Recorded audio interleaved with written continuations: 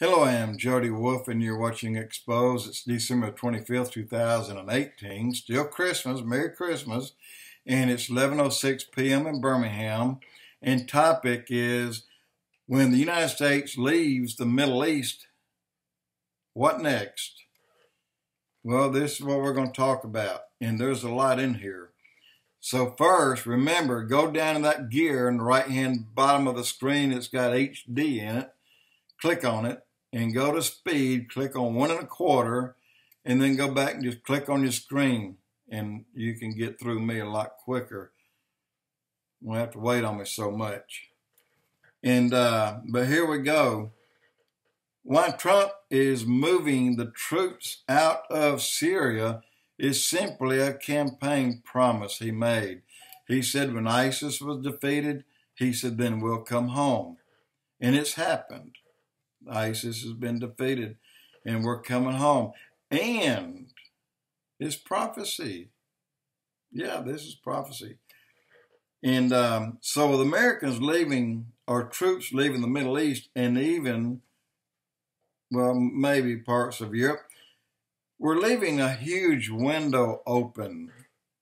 We're going to leave a gap in there. Someone is going to fill that gap, and it'll either be Russia or it will be Iran. One of the two is going to fill that gap.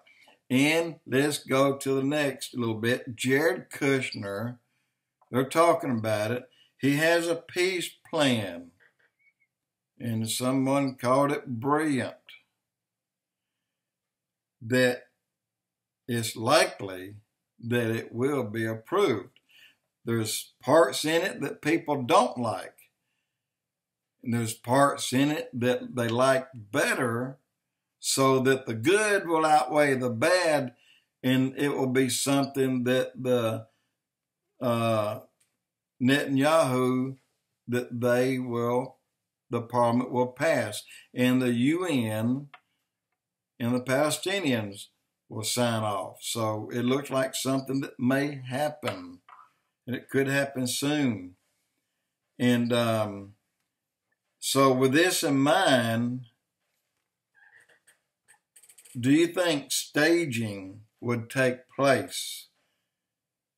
Well, I used to say, and I kept saying, the timing is not right. It's just not right. But if you think of it, they're staged already. Iran have to pull a few more troops in, but they're already staged. They're right there with their backs to Israel, facing Syria. All they have to do is turn around. So really, staging, what they need to do is just take a day or two, and they'll be full on ready to go in and attack Israel. But Israel, they got something to say about that too. And but here's what could happen prior to Kushner's. I've always said this, prior to a peace plan. But keep in mind, this is not a peace treaty. It is a peace plan. It is the treaty that won't be signed until after the Ezekiel 38 war. The treaty will simply take the plan that was already in place and add a 7-year time period to that and make it a treaty. So they'll utilize a peace plan that has already been written and that has already been approved. This is how the Antichrist will get a 7-year peace treaty that he'll break in 3.5 years. So with that in mind, big question, why aren't we there by Israel's side? Well, I can think of only 2 reasons that would keep us from being there. One, we're being held hostage to perhaps multiple nukes that could go off at any given moment around this country. The other, well, the church is simply not here. it left. There's other countries out there that say, we'll support Israel. Keep in mind, it is the Christian world saying this. When you remove the Christian world, the others won't go in. Nancy Pelosi hates Israel as much as she hates Donald Trump. So you think she would go in? Nancy Pelosi and company? Of course not. So let's move on. Now, Russia, Turkey, Iran. So you have Gog of Magog and Chief Prince of Meshech and Tubal. There's Russia and Turkey and Persia, Ethiopia and Libya. That's Gomer and his bands as well, which will give you Yemen and Somalia. Well, they don't have jets and army tanks. They'll be going in with jeeps with gunners on it. That's all they have. You see that all the time. So what will happen with them when they all go in? They won't all go home. This is God's war. Remember that. This is God's war. But let me say this. It keep nudging at me about something. There's something about Putin. He was raised by a Jewish family. He knows the first 5 books of the Torah. And he knows well Ezekiel 38:39. Why? Why would Putin mount up and go in, knowing that he's going to lose his entire army? I keep thinking, I don't believe he will. I believe he will be hijacked by the majority of the military, which are Muslim. That's right, the majority of the Russian military are Muslim. They may defy his orders and go in. But still, their military will be crippled indefinitely. Because 5 out of 6 of those that go into war, 1 will go home. 5 out of 6 will die.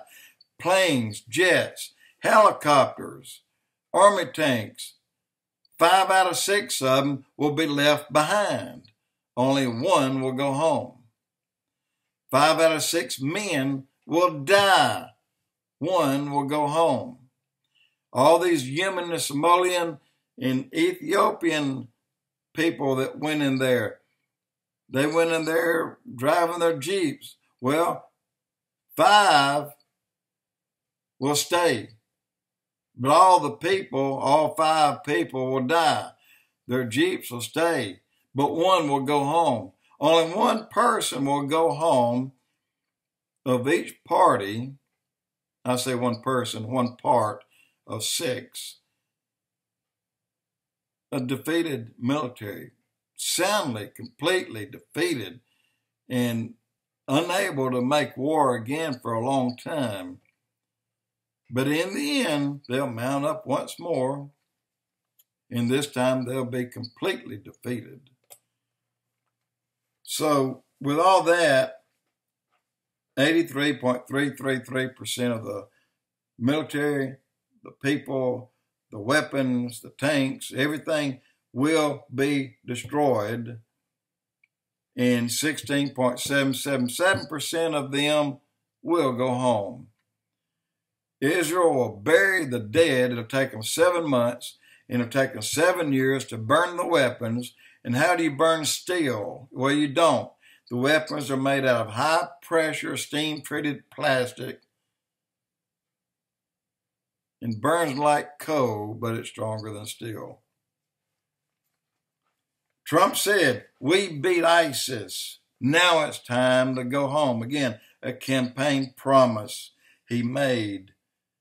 And the Bible says, things in that day will happen quickly. Washington Post wrote, U.S. to quickly pull troops from Syria. Coincidence? Netanyahu concerned, but we will hit deep in Iran if we need to. Warning from Netanyahu to Iran, there you go. You'll be hit internally as well as those who come against Israel. So remember, this is prophecy, guys. Just maybe the dress rehearsal they're talking about, when they keep saying dress rehearsal, maybe it's not going to be after all. Maybe it will be a full-on live animal sacrifice on Passover in April in 2019, after a possible war that the victors were Israel, because God fought that war. Jerusalem Post, Prime Minister Netanyahu, will defend themselves despite the U.S. And again, remember, this is prophecy we're talking about here. And so how Russia beat the U.S. in Syria, the Iraq Kurdish region, alarmed by U.S. withdrawal, the Jerusalem Post and Netanyahu, we will defend ourselves despite the United States. All these are headlines. They're headlines in papers today. Everybody's talking about it, and everybody's concerned about it. So all the latest news from Trump on the troop movement is making headlines worldwide, and it's a concern worldwide. So, what do you think the Middle East thinks? They think, yes, we win. What do you think the Christian world thinks? Yes, we win, as we are raptured out of here and we go home. Guys, that window is certainly open. Whether the timing is right or not, I don't know. But I'm seeing so, and I know you are too, so many people are just, they feel it. They feel things. They say, this is it. And I tend to believe that as well. Guys, I think get ready. Make yourself ready. Make sure it's safe for you to die if needed. But we're going to go home one day, and it may be sooner than you think. Jody Wolf Expoz.